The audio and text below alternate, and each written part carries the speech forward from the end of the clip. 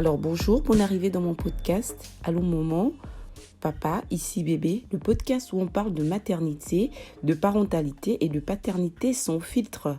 Aujourd'hui, j'ai l'honneur de recevoir Esmeralda qui est l'auteur du blog Handicap et vous et qui est la maman d'un petit garçon de 2 ans qui s'appelle Jules. Esmeralda va nous confier finalement cette naissance qui a à jamais bouleversé sa vie. Bonjour Esmeralda. Bonjour. Comment tu vas? Je vais bien et toi? Alors, bonne arrivée dans mon podcast. Merci de m'avoir invitée. Alors, je vais te laisser te présenter brièvement. Très bien. Bonjour tout le monde. Je m'appelle Esmeralda. Donc, j'ai 32 ans. Je suis maman d'un petit garçon qui s'appelle Jules Eden Martin.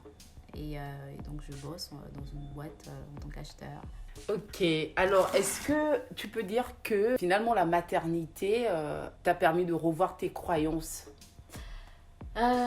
Oui, clairement, parce que en fait, comme Cornelia l'a si bien dit, je suis tombée enceinte en 2018. Donc j'ai passé une très très belle grossesse. Tout allait bien, hormis les 3 premiers mois, c'était assez difficile.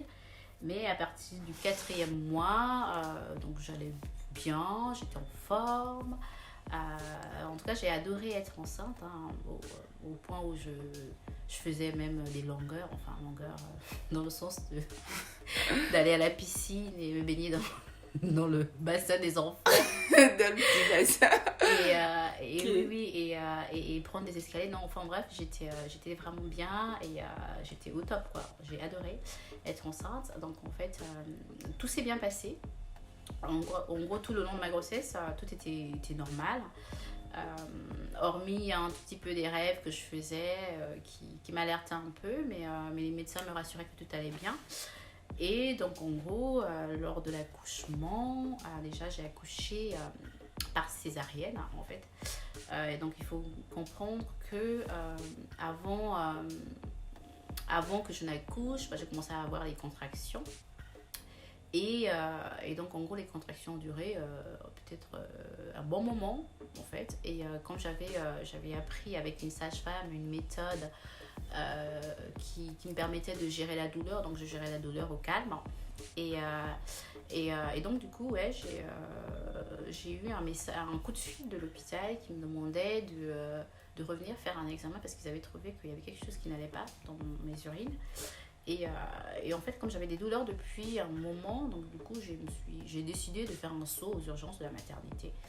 Et aux urgences de la maternité, donc je m'arrête en disant, bon voilà, ça fait peut-être 1 ou 2 jours que j'ai des contractions, et j'arrive à les gérer, donc rien d'anormal. Mais je voulais voilà, m'assurer que tout allait bien, etc.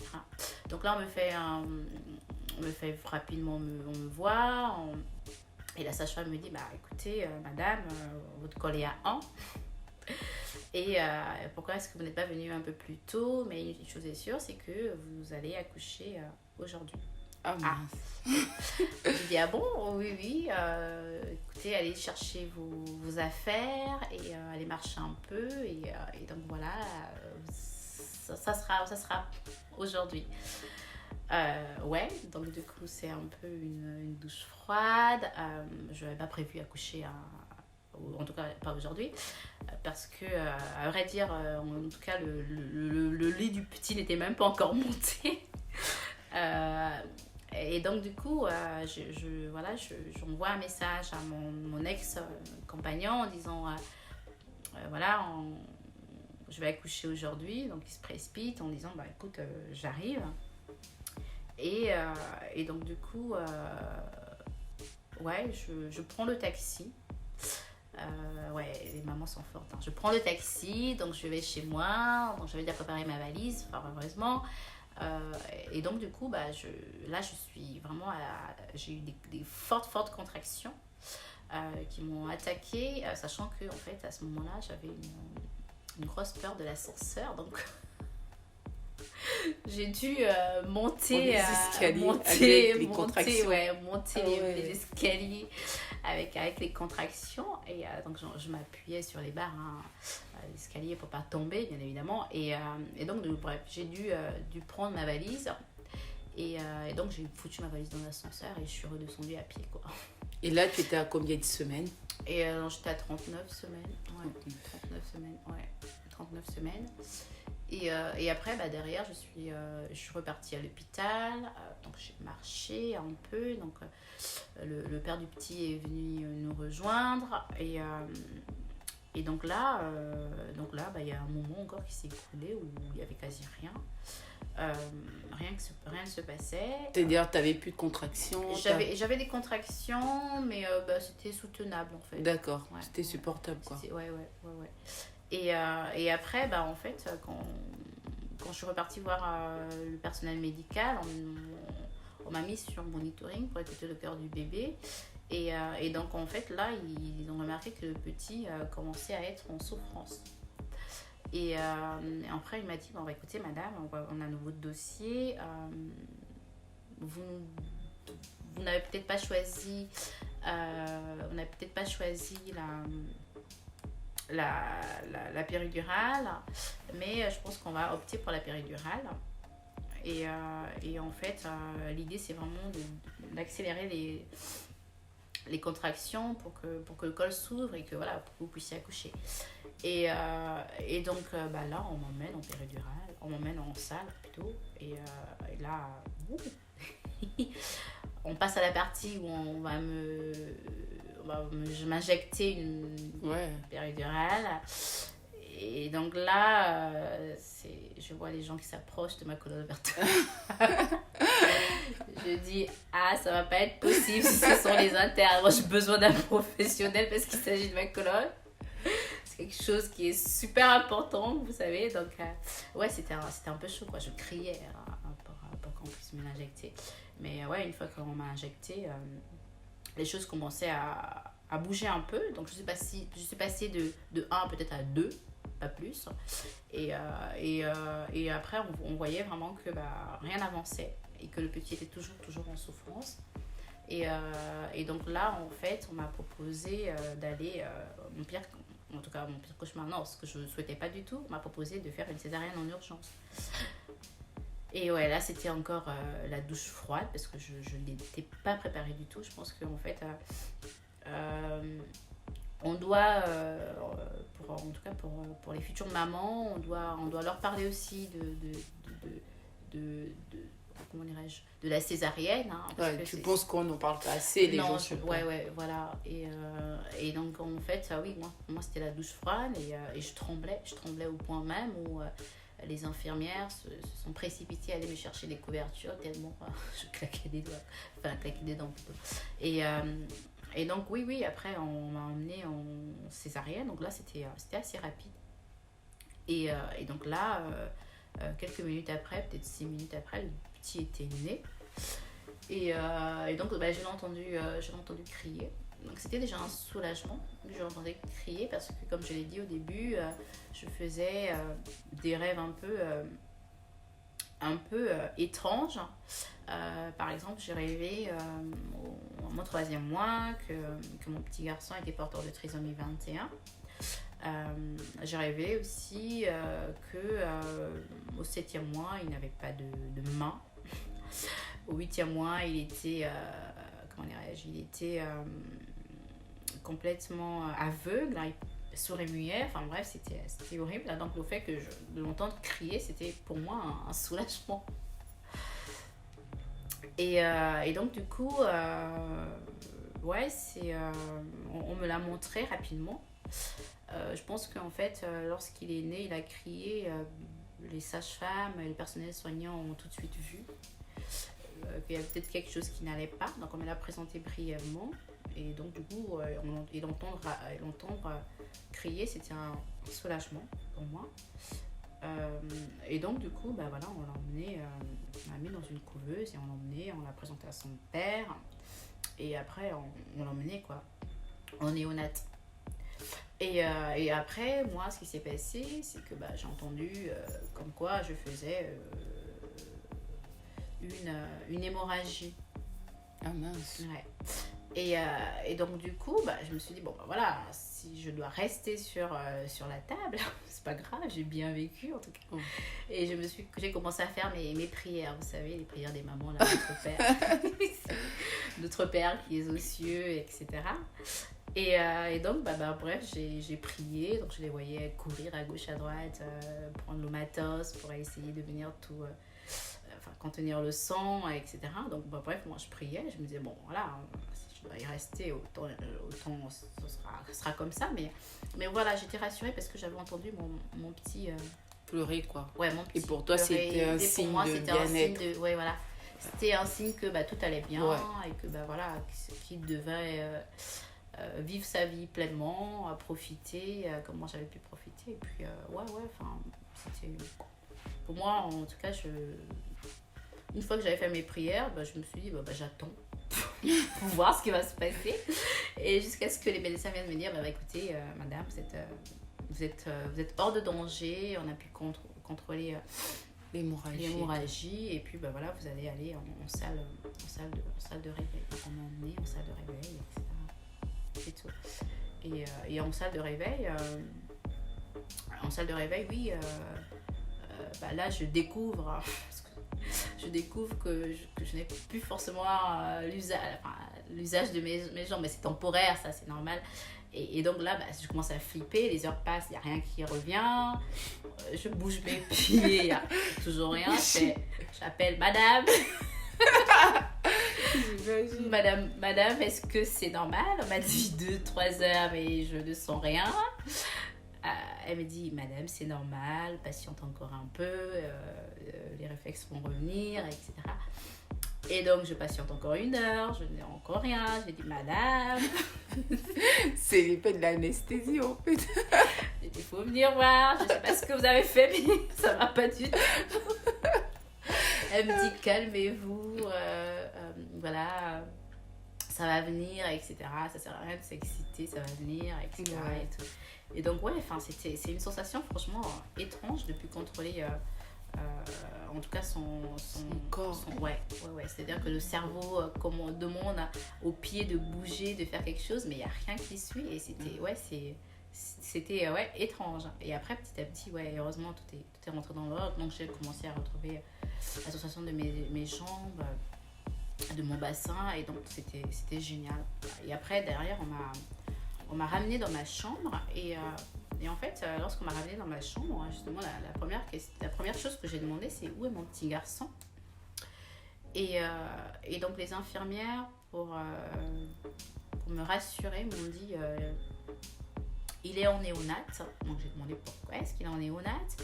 Et on me dit non, mais c'est parce qu'il est en souffrance, donc il a besoin un petit peu on a besoin de le surveiller, etc. Mais ne vous inquiétez pas. J'ai dit pas de souci. Et après là, je suis descendue en néonate avec le papa de Jules. Et donc là, il me dit Jules, on dirait un petit garçon porteur de trisomie 21. J'ai dit, mais t'es sérieux là? T'es fou ou quoi? Ça va pas quoi, en fait? Qu'est-ce qui t'arrive?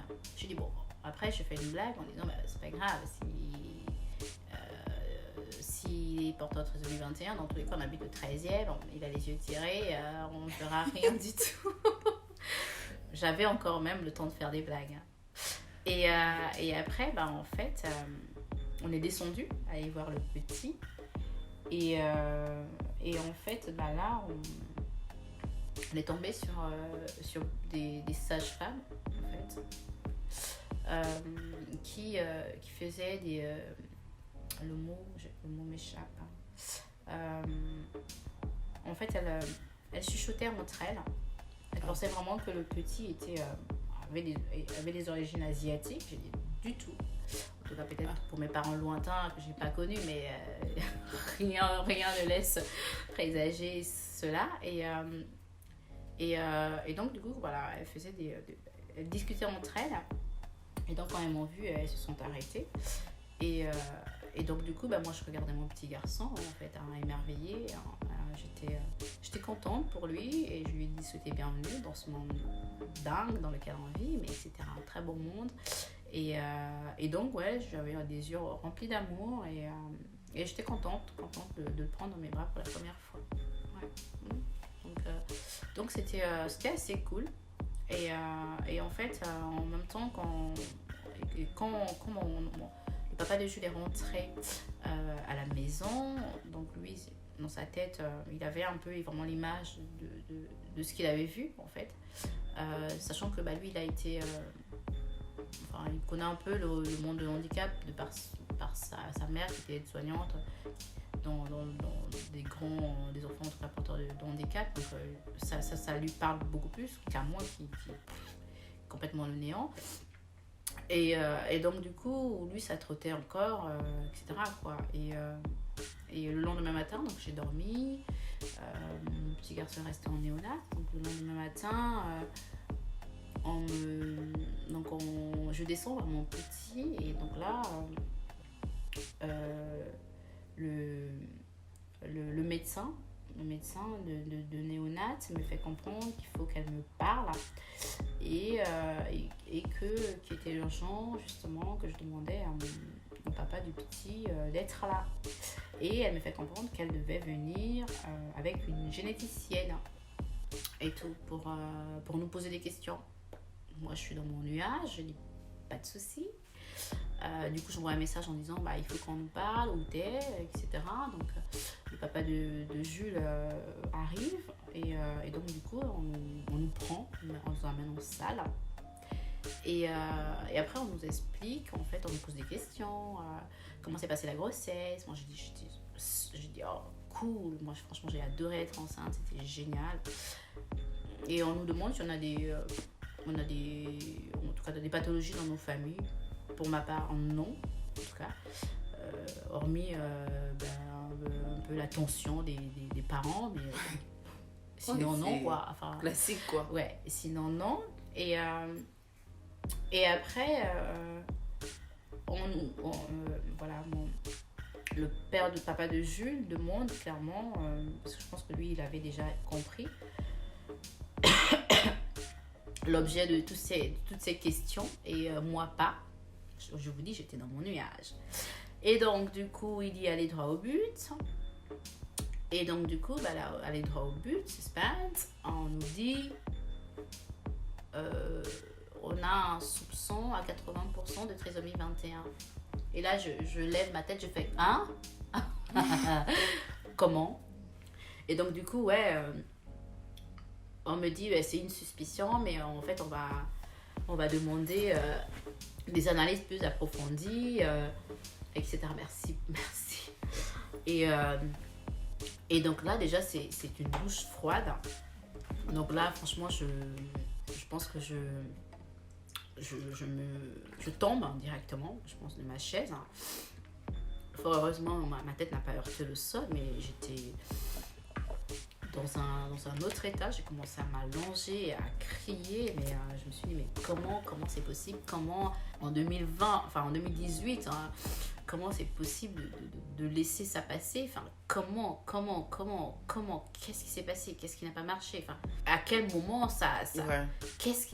Non, c'était pas possible. Pour moi, c'était pas possible. Donc, j'étais complètement dans un autre état. On m'a ramenée en chaise roulante dans ma chambre, parce que pour moi, c'était pas possible. Et donc, du coup, là... Je commence à réaliser que c'est-à-dire que dans la chambre, je revois dans ma tête le visage du petit. J'ai dit mon Dieu. Ouais, comme si tu avais fait un déni, quoi. Ouais, comme si tu avais refusé de voir. Ouais, j'ai dit mon Dieu, c'est pas possible. Et donc du coup, je dis mais c'est clairement ça. Et donc du coup, le papa de Jules dit mais non, attendons tous les résultats, et je dis mais les résultats ne vont rien changer, et donc du coup là je pense que je commence à rentrer dans des pleurs, et je crie mais à Dieu, mais comment c'est possible, comment tu as pu me faire ça, en gros. Et donc là je pense que à ce moment-là, pour moi, ma vie complètement foutue. Je commence à réfléchir, à me dire mais comment je vais faire, parce que le monde du handicap c'est un monde que je connais pas du tout. On n'a jamais été confrontés, et en plus de ça ma famille n'était pas là, donc je me retrouve maman, et on vient de m'apprendre que mon fils a potentiellement un handicap, et c'est pas un handicap de 2 mois, 3 mois, c'est à vie. Et donc là, je suis franchement dans un autre état, clairement. Donc quand on vient, finalement, on m'envoie les psychologues, on m'envoie, en fait, bref, tout le monde, hein, en tout cas, pour m'aider. Et donc en fait, finalement, on reçoit les résultats quelques temps après. Et les résultats confirment bien que mon petit garçon est porteur de trisomie 21. Et je pense que là, franchement, c'était... donc, trisomie 21 en mosaïque, en fait. Donc, la généticienne nous explique que, en fait, c'est lors de... en fait, c'est carrément lors de la division des cellules, hein, parce qu'on nous explique que, en fait, lors de la conception, donc le père a bien donné 23 chromosomes, la femme a bien donné 23, ce qui fait 46. Les 46 se sont bien divisés en 46, et en 46, 45, ouais, voilà. Et en fait, celle de 45, elle s'est détruite, et en fait, celle de 45 s'est détruite, et celle de 47 a suivi, quoi. D'où le chromosome surnuméraire sur la paire 21. Et donc, du coup, je dis, mais... Ils nous disent, écoutez, on est désolé, mais vous n'avez vraiment pas eu de chance. Je pense que le mot là m'a tellement choquée. Je me suis dit, mais c'est pas possible. Je me suis dit, je sais pas qu'est-ce qu'elle... Je me suis dit, mais j'ai pas de chance. Enfin, je me dis, vous vous rendez compte, c'est la vie d'un enfant là qui est en jeu, c'est la vie d'une famille. Et vraiment nous dire qu'on n'a pas eu de chance, franchement, pour moi, tout ça, c'était pas du tout... j'avais l'impression vraiment d'être dans un film. C'était pas réel pour moi. Je me suis dit, non, c'est pas possible. On n'est pas dans les pays en voie de développement, on est en bain quand même. Ouais. c'est pas possible, quoi. Ouais. Qu'on n'ait rien vu. Et justement, en fait, la particularité de mon petit garçon, c'est parce qu'il y a plusieurs formes de trisomie. Il y a la trisomie 18, qui est encore beaucoup plus violente. Il y a la trisomie 21, homogène, et la trisomie 21 en mosaïque. Ouais, voilà, mon petit, il a la mosaïque, en fait, ce qui fait que en fait, c'est l'une des raisons pour lesquelles on n'a pas forcément en fait, vu sa clarté, parce que lors des échographies, la clarté du cal, en fait, bref, était bonne, quoi. Donc, il évoluait bien, il n'avait pas de problème cardiaque, il n'avait rien du tout. C'est pour ça qu'on n'a pas pu le détecter dans le ventre lors des échographies qu'il était porteur de trisomie 21. Ouais. Et donc, du coup, ouais, mais pour moi, c'était pas possible qu'on n'ait rien vu. Donc là, j'étais vraiment entrée dans une... Déjà dehors à l'hôpital, hein, j'étais vraiment pas bien, mais vraiment pas bien. Je ne mangeais plus, je passais mon temps à pleurer, je réfléchissais, donc je partais regarder sur internet, chose à pas faire, clairement. Et donc là, je voyais des trucs pas forcément très intéressants, et là, je me suis dit, mon Dieu, toute ma vie, je me suis battue pour être ce que je suis, indépendante. Et là, je dis, mais je veux être maintenant... mon fils va dépendre de moi, ou moi je vais arrêter de bosser. Je sais pas, c'est pas ce que je souhaite, moi, c'est pas ce que je veux. Et donc je partais regarder, il y avait beaucoup d'articles qui parlaient de handicap. Enfin bref, c'était affreux. Et puis je suis même tombée sur un article qui disait que justement le handicap, en tout cas la trisomie, on pouvait même se faire avorter même avant l'accouchement, quoi. Et donc moi j'étais en mode mais purée, quoi. Ouais. J'étais en mode mais purée, comment ça se fait que j'ai pas vu, qu'on n'ait pas vu, parce que une chose est sûre, à ce moment-là, me connaissant, si on m'avait dit ça, peu importe, moi j'aurais dit c'est pas possible, je peux pas garder, etc. et tout. Et fort heureusement, en fait, que j'ai rien vu. Ça, c'est maintenant 2 ans après, c'est normal. Mais oui, mais à ce moment-là, je me disais, mais comment c'est possible, quoi. Et donc, ouais, c'était compliqué. J'ai beaucoup pleuré. J'étais vraiment en mode, je cherche des solutions, je cherche des alternatives. Ouais. Et pour moi, c'est un peu comme si j'avais un problème, il fallait que je trouve des solutions. Parce que voilà, je ne me voyais pas être à 90 ans en donnant encore à manger à mon gamin de 70 ans, enfin c'était pas possible. Et donc du coup donc je commençais à regarder s'il y avait des agences d'adoption. À un moment donné ah ouais. à un moment donné je me suis dit est-ce que je dois me tirer, les laisser tous les deux? Je disais, je suis encore jeune, j'ai le temps. Et à un moment donné aussi, non, franchement, j'étais vraiment partie dans tous les scénarios, dans ma tête, quoi. Heureusement que c'était que dans ma tête.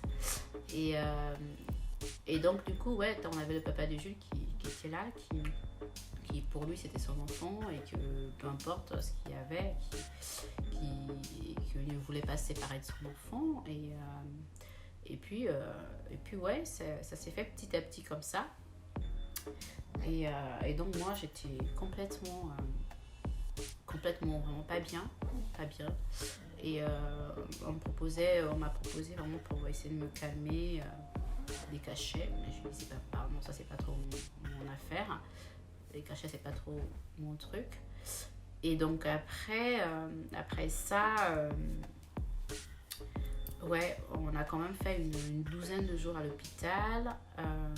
Après, petit à petit, on est sorti de l'hôpital.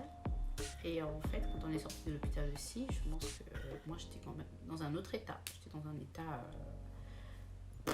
j'étais pas là, je crois. J'étais complètement absente. Je pleurais.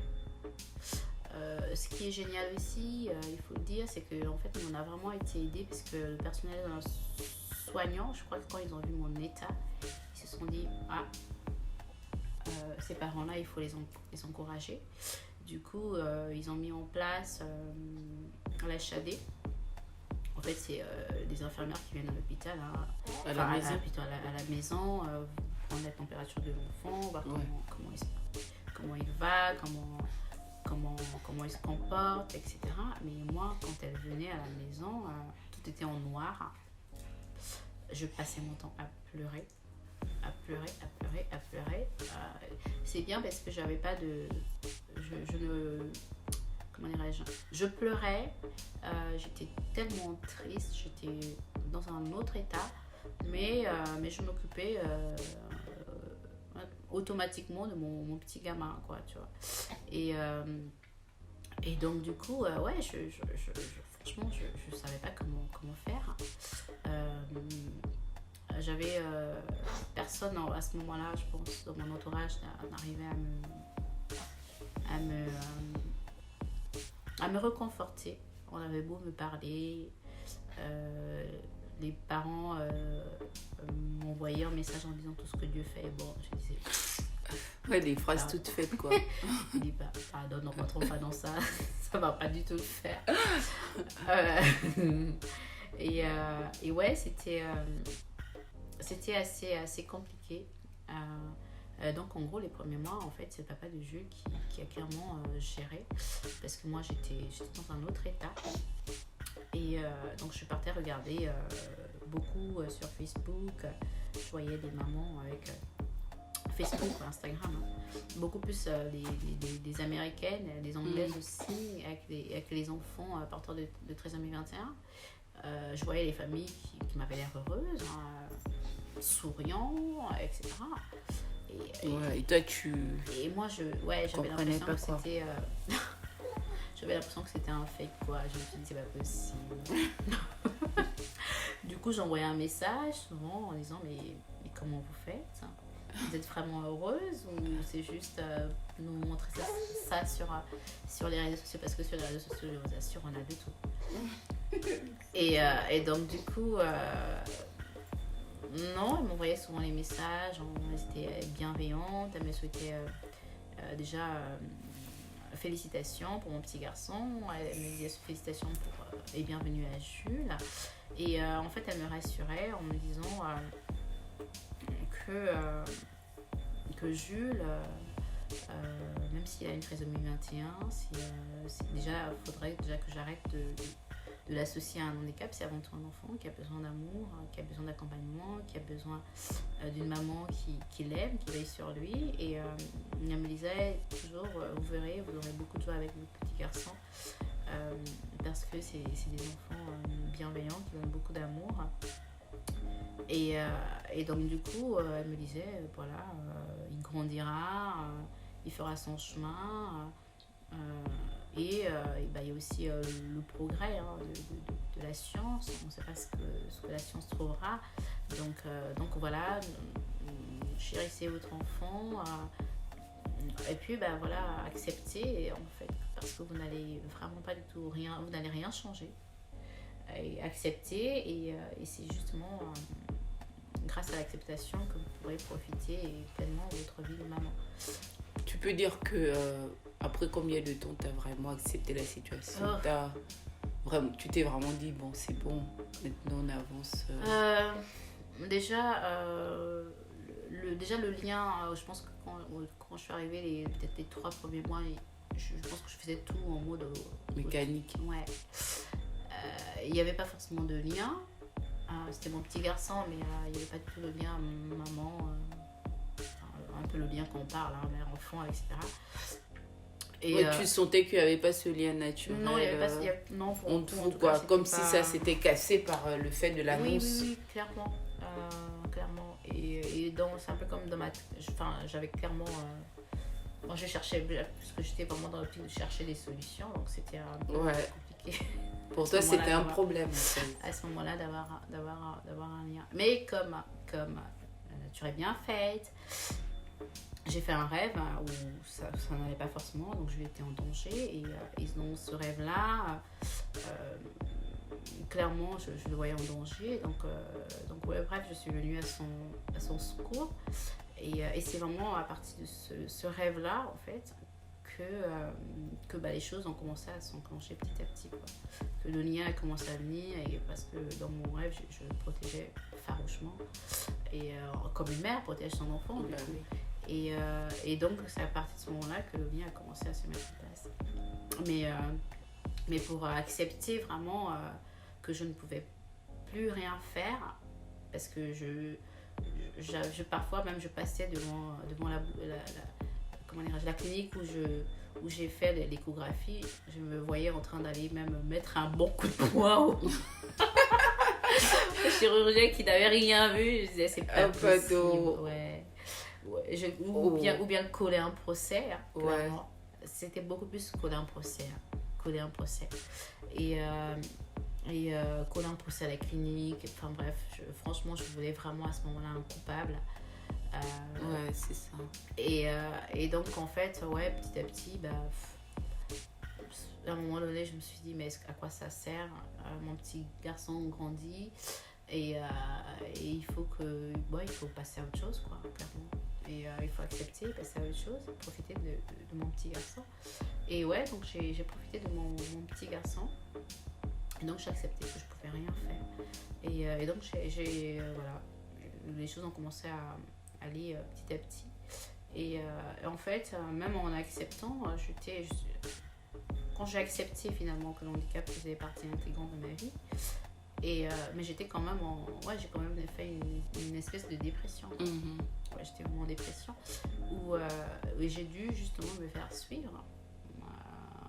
Et ça m'a vraiment, vraiment aidé. Ça m'a vraiment, vraiment aidé à retrouver la forme, à retrouver la joie de vivre, et à profiter pleinement de mon petit gars.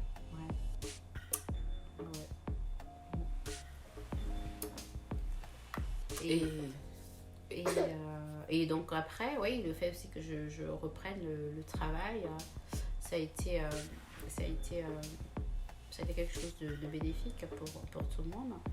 Parce que moi, il était hors de question de travailler à temps partiel, c'est pas trop mon kiff. J'aime trop le gars, j'aime trop le dos pour travailler à temps partiel. Donc j'ai retravaillé à temps plein. Et après, non, petit à petit, les choses se sont mises en place. Et donc aujourd'hui, je suis très contente de tout ce que j'ai pu mettre en place parce que le petit, il se fait quand même, il a quand même des suivis médicaux. Donc au début, il y avait beaucoup de rendez-vous. Il y avait un agent d'administre. C'est pas les ministres du Gabon là, mais c'est vraiment les vrais ministres. C'était les ministres où on suivait vraiment l'agenda à la lettre. Et donc du coup, non, c'était vraiment une organisation. Et donc ouais, franchement, je suis vraiment fière de tout ce qu'on a pu faire et je suis fière de ce que mon petit garçon fait, est capable de faire, parce que j'avais beaucoup d'inquiétudes. Je me dis, on est dans un monde qui va pratiquement à 100 à l'heure.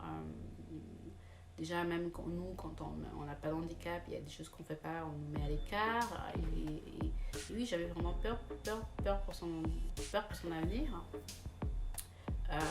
Et c'était quelque chose qui m'effrayait vraiment, au point où le fait de voir d'autres enfants m'angoissait et me paralysait. Je pouvais être tétanisée quand je passais par exemple devant une école. Enfin bref, c'était vraiment assez douloureux. Et ensuite, voir justement les progrès que fait mon petit gars, ont commencé à me rassurer pleinement. Et me rassurer en me disant, il fera son chemin, il saura se défendre. Il apprendra à son rythme et il apprendra. Donc moi, je crois en lui. Et c'est ça qui a petit à petit fait en sorte que je sois beaucoup apaisée. Donc aujourd'hui, je profite à fond de mon petit gars. J'ai pas du tout. En tout cas, je me fais plus un sang donc pour lui. Et justement, j'ai ouvert un blog dans lequel je parle handicapez-vous. Et moi, je traite des croyances un peu, des croyances superstitieuses liées à l'handicap, parce que justement, lorsque j'ai appris que mon petit était porteur du handicap, j'ai eu beaucoup de mots un peu pas durs, mais c'est normal, c'est lié aussi à nos cultures, où les gens associaient le fait que le petit avait une trisomie parce que je l'avais fait avec un blanc, ou parce que j'étais mariée, ou parce que, enfin bref, il y avait tout, ou parce que j'avais fait quelque chose. Ouais, des croyances limitantes, quoi. Ouais, c'est ça. C'était limite un retour à l'envoyeur, ou parfois même que j'avais même fétiché, enfin bref. Donc bref, ouais, c'est vraiment l'idée, c'est vraiment de sensibiliser. Ouais, ça c'est l'idée de ton blog en fait, finalement, de sensibiliser sur le handicap. Sur le handicap, je pense que c'est beaucoup aussi l'ignorance, en fait, l'ignorance. On pense vraiment que s'il a ça, c'est parce que les parents, notamment la mère, a fait quelque chose. Ouais. Ce qui est complètement ridicule. Ah mais c'est clair. Et c'est parce que aussi, oui, beaucoup de mamans africaines qui ont des enfants porteurs d'handicap sont stigmatisées, sont laissées de côté, sont en honte, clairement. Honte d'elles-mêmes, honte de leurs enfants, donc elles ne profitent pas à fond. Et ça, ça m'écoeure, clairement. Et donc du coup, l'idée c'est vraiment de partager les témoignages de ces familles-là pour qu'on puisse voir que c'est des enfants comme tout le monde, qui ont besoin d'être aimés, d'être choyés, d'être accompagnés. C'est vrai qu'en France, il y a des structures qui existent, mais en Afrique, c'est pas le cas. C'est un peu ça la problématique. Donc en fait, oui, en Afrique, les enfants sont livrés à eux-mêmes, en tout cas les familles, les enfants sont livrés à eux-mêmes. Donc oui, c'est compliqué, c'est vraiment compliqué. Ils sont pointés du doigt comme si c'était un sort. Oui, voilà, c'est ça. Donc, oui, et puis les familles, si elles n'ont pas de moyens, elles ne peuvent pas forcément... c'est clair. Elles ne peuvent pas donner, toutes les chances à leurs petits de pouvoir faire quelque chose. Quoi. Oui, en plus, il n'y a même pas les structures adaptées. C'est ça, il n'y a pas les structures, il n'y a pas d'aide financière, parce qu'ici, il y a quand même des aides financières, il y a des structures. Et non, c'est quand même bien fait. Ce qui fait que, en Afrique, je ne sais pas si ça existe. En tout cas, j'essaie de regarder au Gabon. Je ne sais pas il y a des structures, en tout cas, pour la trisomie. Mais je ne sais pas du tout si ces familles-là reçoivent les aides nécessaires pour subvenir à leurs besoins et ceux de leur enfant, quoi. Ouais. Et quels sont les conseils que tu peux donner, en fait, quels conseils tu peux donner à une maman qui apprenait tout de suite que son enfant était porteur de trisomie? Je veux dire, écoute, prends contact avec moi, écris-moi, on va rigoler. Et on va rigoler, non, je dirais, je donnerai les mêmes conseils qu'on m'a donné en disant bienvenue à ton petit garçon et félicitations pour toi parce que tu es devenue maman. C'est un privilège d'être maman et donc je dirais que c'est normal. Au début, tu es chamboulée, tu es triste parce que c'est pas forcément l'enfant que tu imaginais. Mais tu auras beaucoup de bonheur avec cet enfant. Cet enfant te permettra de voir le monde différemment, d'évoluer différemment. Il te donnera la force de pouvoir aller taper à toutes les portes pour bousculer les choses, faire avancer les choses s'il faut. Donc voilà, fais confiance à ton enfant, il te guidera, vous allez tous les deux y arriver ensemble. En tout cas, voilà, félicitations à toi et profite parce que ça passe vite. Le temps passe vite, les premiers mois c'est sûr tu vas pleurer, mais après chéris ton bébé quoi, bats-toi pour lui et après lui il te montrera de quoi il est capable et après à la fin vous auriez je pense qu'il y aura un lien qui sera créé et puis il fera son chemin quoi. Voilà. Est-ce que tu penses qu'on devrait en fait parler de... En fait, est-ce que tu penses qu'on t'a assez averti pendant ta grossesse, par exemple, du risque de trisomie Non, parce que moi, à ce moment-là, j'avais quel âge ? J'avais 30 ans, en fait, donc j'étais pas... Ouais, tu n'étais pas du tout dans les populations à risque. Ouais. Et en fait, oui, en tout cas... moi, j'ai pas été... on m'a juste fait une prise de sang comme tout le monde. Ouais. Et on m'a clairement mis de côté en me disant vous êtes jeune, voilà, vous n'êtes pas dans la population à risque. Mais oui. tous les voyants étaient ouverts, quoi. Voilà, pour toi, c'est ça. Pour moi, tous les voyants étaient ouverts. C'était vraiment une surprise. C'était la surprise des surprises. Au final, après quelques mois de pleurs, une belle surprise. Et oui, si on peut sensibiliser les femmes. Comme, moi, je pense que moi, en fait, ce qui m'a aussi un peu mis en colère au début, c'est parce que c'était pas forcément mon choix. Ouais. Moi, je dis, chaque femme a le droit de choisir en fait sa vie, le droit de choisir si elle veut garder ou si elle veut pas garder. Et il y a certaines femmes, lorsque je suis, qui ont des blogs qui parlent de la trisomie 21, elles ont fait le choix justement de garder parce qu'elles ont su. Et moi derrière, j'ai pas eu cette possibilité de choisir, donc j'avais l'impression que le choix m'avait été imposé. Et donc c'est ça qui m'a aussi un peu embêtée. Mais bon. Et donc du coup oui quoi, si on peut sensibiliser les femmes, on peut faire des tests poussés pour qu'elles puissent savoir si oui ou non leur enfant est porteur de trisomie 21 et prendre des décisions qui semblent bonnes pour elles. Ça serait chouette. Ouais. Mais ce qui est aussi embêtant avec ton expérience, c'est que il y avait aucun signe.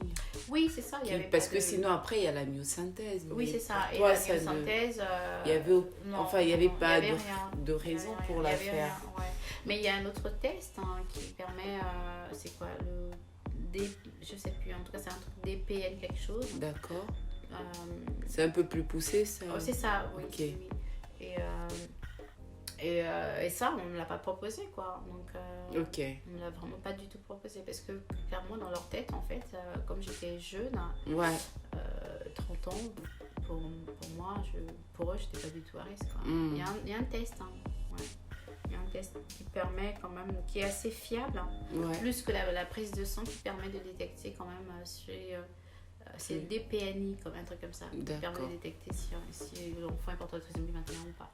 Et bon, ouais. Est-ce que t'as eu des... Par exemple, il y a des livres qui t'ont peut-être aidé ou c'est beaucoup plus sur Internet, Ouais, avec les blogs et tout. Ouais, je pense que c'est beaucoup plus les blogs, c'est beaucoup plus les blogs des Américaines qui m'ont aidé. Ah si, il y a aussi les blogs aussi français où ils abordent le sujet de la trisomie. Donc il y a une maman aussi qui a des jumeaux des vrais jumeaux, dont un est porteur de trisomie 21, et puis il y a aussi l'extraordinaire Marcel. Non, il y a des super blogs où on aborde le sujet de la trisomie 21. Et aujourd'hui, franchement, c'est pas caché. Ce qui est bien, c'est que en fait, les familles n'ont pas honte de pouvoir parler de la trisomie, de leur histoire, de mettre en avant leurs enfants. C'est ça qui est aussi chouette. Et c'est ces blogs-là qui m'ont clairement aidé à franchir toutes ces étapes-là. D'accord. Est-ce que tu peux nous donner ton exemple de maternité, par exemple? Est-ce que tu as une femme qui t'inspire dans sa maternité, ou t'en as plusieurs Je sais pas si...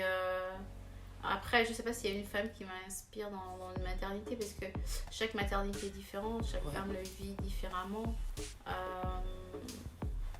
Mes amies, déjà, elles sont toutes mamans, elles ont vécu... des expériences différentes, donc je suis assez impressionnée pour chacune d'entre elles.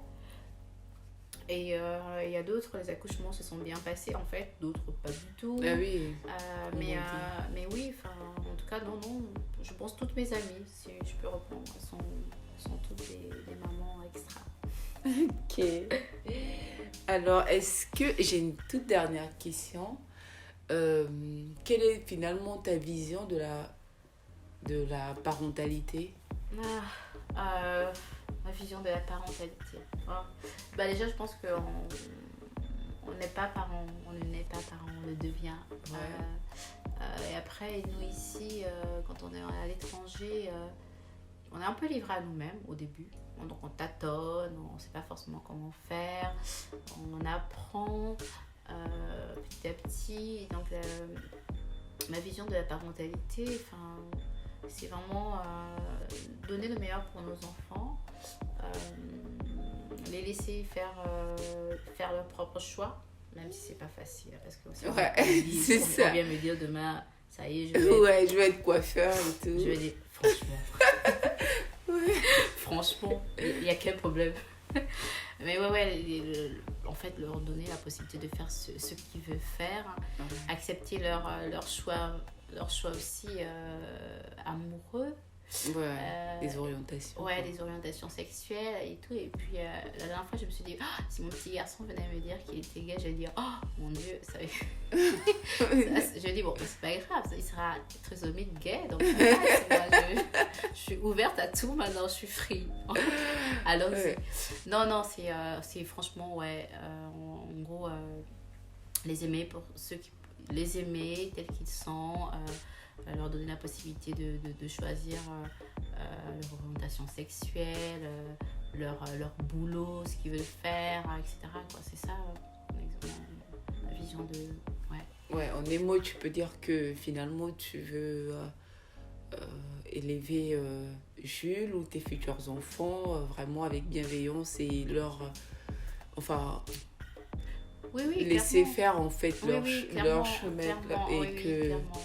Clairement, clairement. Et que, les accompagner clairement sur leur chemin. Exactement. C'est-à-dire que s'il vient me dire derrière, comme j'ai dit, il vient me dire même s'il veut se transformer maintenant, c'est sûr, ça va dire bon, ça va être un peu compliqué, mais allons-y.